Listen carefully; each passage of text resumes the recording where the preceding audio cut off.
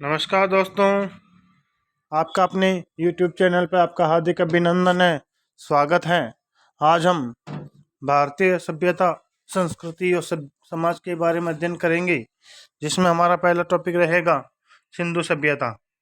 अगर आप इस चैनल पर नए हैं तो इस चैनल को सब्सक्राइब जरूर करें, वीडियो को लाइक करें, कमेंट करें और अपने ज़रूरतमंद दोस्तों के साथ इसको शेयर करें, जिससे इस वीडियो का फ़ायदा सभी लोगों को मिल सके।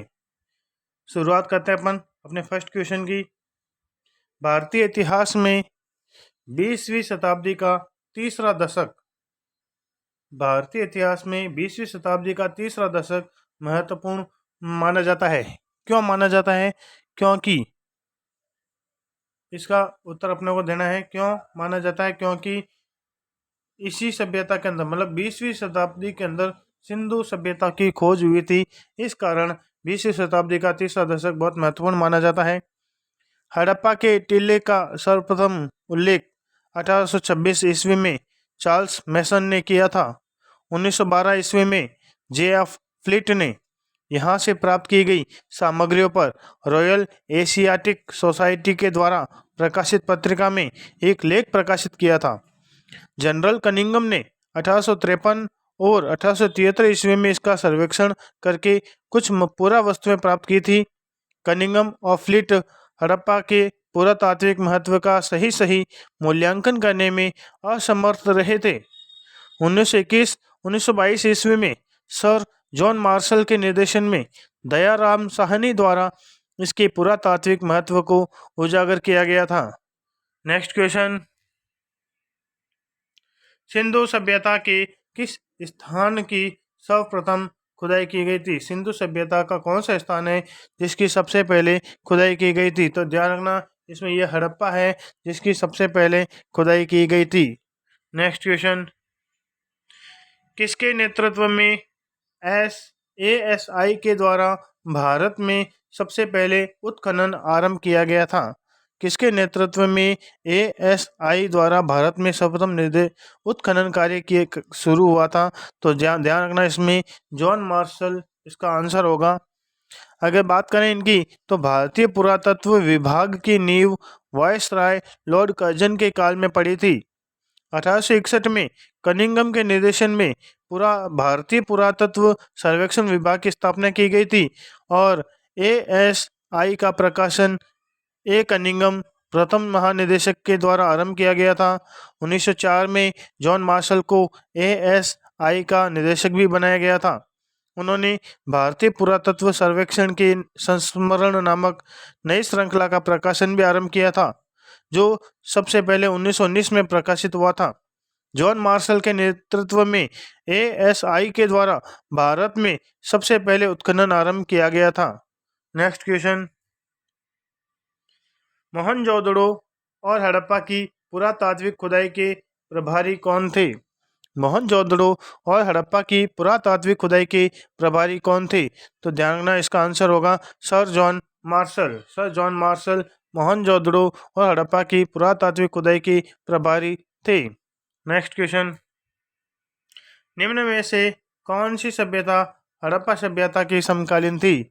हड़प्पा सभ्यता के समकालीन सभ्यता किसको माना जाता है? तो ध्यान रखना, मिस्र की सभ्यता को हड़प्पा की सभ्यता के समकालीन माना जाता है। इसके अलावा देखते हैं मिस्र की सभ्यता, सुमेर की सभ्यता, मेसोपोटामिया की सभ्यता, सिंधु सभ्यता की समकालीन थी। नेक्स्ट क्वेश्चन, हड़प्पा संस्कृति या सिंधु घाटी सभ्यता के अभिलेख मुख्यतः किस वस्तु पर बने हुए मिले हैं? यानी सिंधु घाटी सभ्यता के जो अभिलेख हैं वो किस पर बने हुए मिले हैं? तो ध्यान रखना, ये मुहरों के ऊपर बने हुए मिले हैं। हड़प्पा काल की मुद्राओं या मोहरों के निर्माण में मुख्य रूप से शेल खड़ी का प्रयोग किया गया है। ध्यान रखना, शेल खड़ी का सबसे ज़्यादा इसमें प्रयोग किया गया है। इसके अतिरिक्त मिट्टी, चर्ट, गोमेद आदि का भी प्रयोग किया जाता था। अधिकांश मुद्राएं आकृति में वर्गाकार थी, वर्ग के आकार की थी। नेक्स्ट क्वेश्चन, निम्न में से किस सैंधव का स्थल से अग्निकुंड के साक्ष्य हमें प्राप्त हुए हैं? सेंधव स्थल से अग्निकुंड के साक्ष्य कहाँ किस सेंधव स्थल से प्राप्त हुए हैं? तो ध्यान रखना, कालीबंगा नामक स्थान से अग्निकुंड के साक्ष्य हमें मिले हैं। कालीबंगा ध्यान रखना, ये हनुमानगढ़ जिले के अंदर है।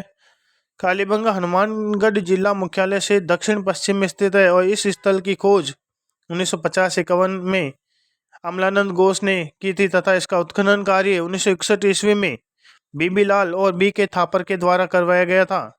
कालीबंगा सबसे पहले उस भूकंप का प्रमाण भी देता है जिसकी जानकारी उत्खनन से प्राप्त हुई है और जिसका समय लगभग 2600 ईसा पूर्व है।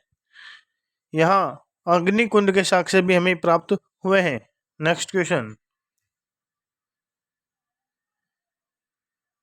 हड़प्पीय स्थल जहाँ से भूकंप जैसी किसी प्राकृतिक आपदा के प्राचीनतम प्रमाण प्राप्त हुए हैं, जिसके बारे में अपन अध्ययन पहले कर चुके हैं। इसका आंसर कालीबंगा होगा। कालीबंगा से भूकंप के साक्ष्य हमें प्राप्त हुए हैं। नेक्स्ट क्वेश्चन, किस हड़प्पाकालीन इमारत को सर जॉन मार्शल ने विश्व का एक अद्भुत निर्माण कहा है? किस हड़प्पाकालीन इमारत को सर जॉन मार्शल ने विश्व का एक अद्भुत निर्माण कहा है? तो ध्यान रखना, बृहद स्नानागार। बृहद स्नानागार इसको अद्भुत निर्माण कहा है। तो ध्यान रखना, पाकिस्तान के सिंध प्रांत के लारकाना जिले में सिंधु नदी के तट पर स्थित मोहनजोदड़ो, इसका उत्खनन किसके द्वारा हुआ था? रखलदास बनर्जी के द्वारा 1922 में हुआ था। तो इस मोहनजोदड़ो में अनेक वस्तुएं प्राप्त हुई है, जिसमें कुब्बड़ वाले बेल, जिसको ककुदमान वृषभ भी कहते हैं, इसकी आकृति वाली मुहर भी शामिल थी। सिंधु सभ्यता के अवशेषों में मोहनजोदड़ो में मिला विशाल स्नानागार विश्व प्रसिद्ध है, जिसे जॉन मार्शल ने तत्कालीन विश्व का आश्चर्यजनक या अद्भुत निर्माण कहा है। नेक्स्ट क्वेश्चन, निम्न स्थानों में से किस एक स्थान पर सिंधु घाटी सभ्यता से संबंधित विख्यात वृषभ मुद्रा हमें प्राप्त हुई है? तो कौन सा स्थान है जहां से सिंधु घाटी सभ्यता से संबंधित विख्यात वृषभ मुद्रा प्राप्त हुई है? तो ध्यान रखना, मोहनजोदड़ो नामक स्थान से वृषभ मुद्रा प्राप्त हुई है। नेक्स्ट क्वेश्चन, निम्नलिखित स्थलों में से कौन से स्थल पर अब कौन सा स्थल है जो अब पाकिस्तान में स्थित है? तो ये हमें बताना है, पाकिस्तान में कौन कौन से स्थल हैं। तो ध्यान रखना, इसमें एक हड़प्पा, मोहनजोदड़ो, रहमान ढेरी और चहुंदड़ो, ये चारों स्थल अभी पाकिस्तान के अंदर हैं। तो हड़प्पा पाकिस्तान के पंजाब में, मोहनजोदड़ो तथा चहुंदड़ो दोनों सिंध प्रांत में स्थित है। नेक्स्ट क्वेश्चन, वह शील जिस पर एक योगी की आकृति बनी हुई है जो पशुपति शिव जैसी दिखाई देती है, वो कहाँ मिली है? तो पशुपति एक योगी की आकृति किस सभ्यता किस स्थल से मिली है? तो ध्यान रखना, इसका आंसर होगा मोहनजोदड़ो। सिंधु घाटी के लोग पशुपति शिव की पूजा भी करते थे। इसका प्रमाण मोहनजोदड़ो से प्राप्त एक मोहर है जिस पर योगी की आकृति बनी हुई है। उस योगी के दाईं ओर चीता और हाथी का चित्र है और बाईं ओर गेंडा और भैंसा चित्रित किए गए हैं। योगी के सिर पर एक त्रिशूल जैसा आभूषण भी है तथा इसके 3 मुख हैं। मार्शल महोदय ने इसे रुद्र शिव से संबोधित किया है। इसके अतिरिक्त बहुत सी प्रस्तर लिंग की भी आकृति प्राप्त हुई है जो शिव की पूजा से संबंधित मानी जाती है। नेक्स्ट क्वेश्चन, मोहनजोदड़ो से प्राप्त पशुपति की मुहर पर निम्न में से कौन सा पशु उत्कीर्ण नहीं है? हमें बताना है कौन सा पशु इसके ऊपर उत्कीर्ण नहीं है। तो ध्यान रखना, इसके ऊपर हाथी था, गेंडा, बाघ का चित्र भी था, लेकिन इसके अंदर बेल का चित्र बिल्कुल नहीं था। नेक्स्ट क्वेश्चन, हड़प्पा सभ्यता से प्राप्त पशुपति मुहर संबंधित निम्नलिखित कथनों पर विचार कीजिए। कथनों पर विचार करना है और हमें बताना है सही उत्तर क्या होगा। पहला कथन है, यह मोहनजोदड़ो से प्राप्त हुई थी। यह एकदम सही बात है। इस पर योगी की मुद्रा में एक मानवीय आकृति का चित्रण हुआ है, यह भी सही है। मार्शल ने इसे आदि शिव की संज्ञा दी है, यह भी सही बात है। नेक्स्ट, 6 प्रतीकों वाला एक चित्रात्मक अभिलेख इस मुहर पर उत्कीर्ण हुआ है, ये भी सही है। तो ध्यान रखना इसके जो चारों कथन दिए हैं हड़प्पा सभ्यता से संबंधित वो चारों कथन इसमें सत्य हैं। तो अपना आंसर होगा 4। नेक्स्ट क्वेश्चन, निम्नलिखित में से किस सैंधव स्थल का नगर 3 भागों में बंटा हुआ है? पहला भाग गढ़ी, दूसरा मध्य, तीसरा निचला नगर इसमें विभक्त है। तो कौन सा स्थल है जो 3 भागों में विभक्त है? तो ध्यान रखना इसमें धौलावीरा नामक स्थान है जो कि 3 भागों में बंटा हुआ है। धौलावीरा का उत्खनन कार्य 1990 से भारतीय पुरातत्व सर्वेक्षण के RS विष्ट के निर्देशन में हुआ था। नाम याद रखना, RS विष्ट। धौलावीरा नगर प्राचीर के द्वारा संरक्षित समांतर चतुर्भुज के आकार में था। यहाँ के उत्खनन में हड़प्पा संस्कृति के 3 चरणों का पता चलता है। सैंधव सभ्यता के अन्य स्थलों के विपरीत यह नगर 3 भागों में विभाजित था, दुर्ग, मध्य और निचला नगर। अन्य हड़प्पाई शहर 2 भागों में बंटे हुए थे। सिंधु सभ्यता में धौलावीरा एकमात्र ऐसा स्थल है जहां से किले के अंदर बस्तियों के 3 आंतरिक विभाजन का साक्ष्य भी हमें मिला है। यहाँ से प्राप्त नाम पट्टिका अभिलेख, जिसको इंग्लिश में साइन बोर्ड कहा जाता है, इसमें 10 वर्ण हैं और 37 सेंटीमीटर लंबे और 27 सेंटीमीटर चौड़े हैं, जो दूध या सफ़ेद पदार्थ के कटे टुकड़ों से अभिलिखित है। नेक्स्ट क्वेश्चन, निम्न में से किस हड़प्पा कालीन स्थल से एक सूचना पत्र या अभिलेख का साक्ष्य प्राप्त हुआ है?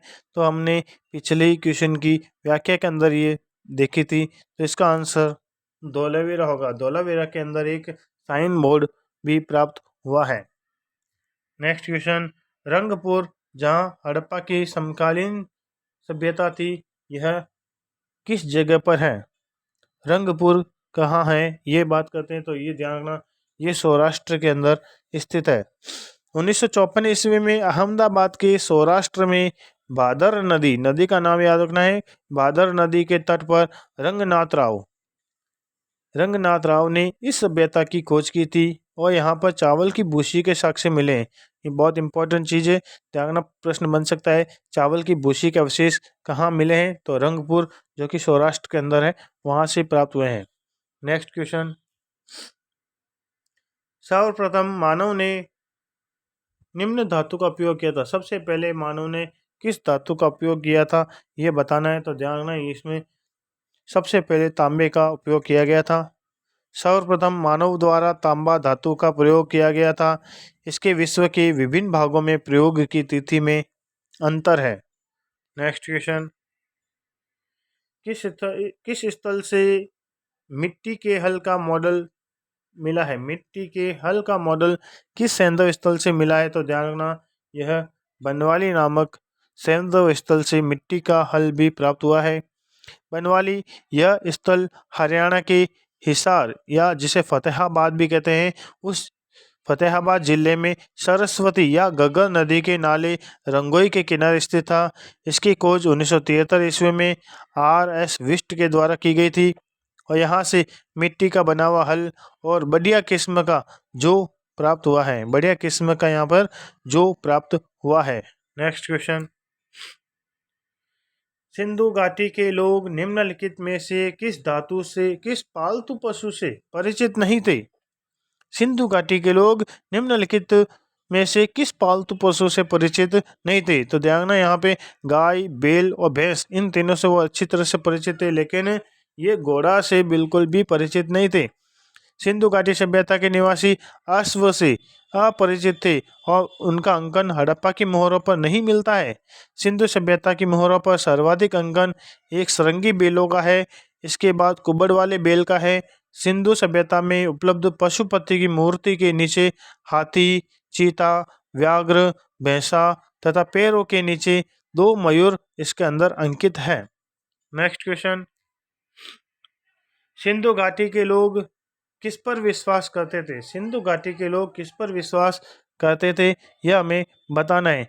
तो ध्यान रखना, सिंधु घाटी के लोग यह मातृ शक्ति में बहुत ज़्यादा विश्वास करते थे। हड़प्पा सभ्यता में ऐसे प्रचुर साक्ष्य मिलते हैं जिनके आधार पर यह कहा जा सकता है कि मातृ देवी की उपासना वहाँ व्यापक रूप से प्रचलित थी। ये सबसे ज़्यादा मातृ देवी की पूजा करते थे और विभिन्न मृण मूर्तियों, मुद्राओं आदि पर अंकित आकृतियों आदि से जो चित्र उभरता है उससे नारी या शक्ति उपासना के प्रचलन के साक्ष्य भी मिलते हैं। नेक्स्ट क्वेश्चन, लेखन कला की उचित प्रणाली विकसित करने वाली सर्वप्रथम प्राचीन सभ्यता कौन सी थी? लेखन कला की उचित प्रणाली विकसित करने वाली सर्वप्रथम प्राचीन सभ्यता कौन सी थी, यह हमें बताना है। तो ध्यान रखना, सुमेरिया इसका आंसर होगा, सुमेरिया। सुमेरिया सभ्यता के लोग प्राचीन विश्व के प्रथम लिपि या आविष्कारकर्ता माने जाते थे। उनकी प्रारंभिक लिपि का स्वरूप अत्यंत सरल था और आदिम भी था। सुमेरिया की क्यूनिफॉर्म, ध्यान रखना, सुमेरिया की लिपि का नाम क्या है? सुमेरिया की लिपि क्यूनिफॉर्म लिपि को सामान्यतः प्राचीनतम लिपि माना जाता है। Next question,